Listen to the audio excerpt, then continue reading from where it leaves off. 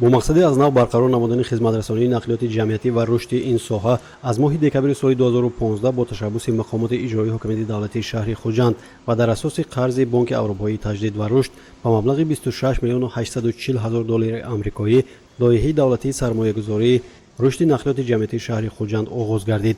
طبق قسمت‌های لایحه باشد تا امروز به مقدار 100 عدد اتوبوس‌ها با مبلغ 15 میلیون و 76 هزار دلار آمریکایی خریداری گردیده با مبلغ 372 هزار دلار آمریکایی سیستم اتوماتیک پرداخت راهگیرا و خرید تجهیزات برای نظارت کاری اتوبوس نصب کرده شده است. امروز باشد مشکلاتی در خط سیرها کم برآمدن اتوبوس‌ها را مسئولین کارخانه دولتی کمونالی نقلیات مسافرکشانی شهر خوجند تعمیر طلب شدن نقلیات مسافرکشانی ارزیابی کردند.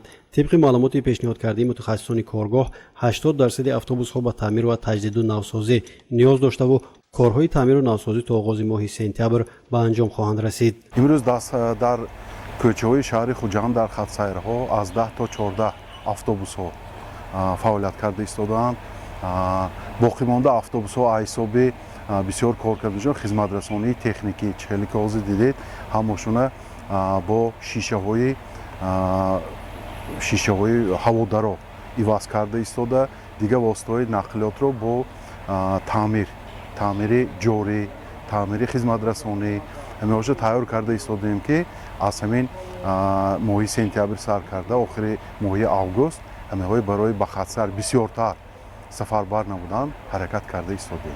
با مقصد آگاهی پیدا کردن و معین کردن سبب‌های واقعی به خط سیرها کم برآمدن اتوبوس‌ها گروه ایجادی تلویزیونی سفینه از سیخ‌های تعمیر کارخانه دولتی کمونالی نقلیات مسافرکشانی شهر خوجند دیدن کرد. معلوم گردید که در حدود کارگاه 10 سیخ تعمیری وجود داشته کارهای تعمیر و تجدید با مرام ادامه دارد. برای شهر خوجند یکی از شهرهای کلان تاجیکستان به حساب می‌رود. این 100 اتوبوس ما بسنده نیست. ما اقدام داریم که در آینده باز با در عدد 50 عدد اتوبوس‌های نوی حاضر زمان باز کارخانه‌مان را تامین نموده با همین برای خلق خدمت رسانی کنیم که چون خلق در کوچه ایستاده وای نشود، یعنی که در وقتش به هر ایستگاه رفته به خلق خدمت رسانی.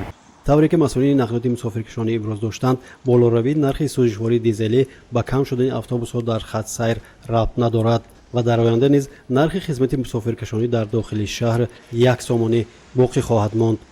وضعیت بالوروی بسیار با ما وای شد، لیکن ما نرخ خدمت رسانی از خلق یگان خیل وای نداریم، اقدار نداریم، در نقشه هم نیست این چیز یک سامانی، گرچنده که همین نرخ سوزشواری به 9 سامان و 30 گرم رسیده است، قریب 9 سامان 9 سامان رسیده است. و این نگاه نکرده ما اقدام داریم که با همین یک سامانی نرخ مسافربری را ادامه دهیم.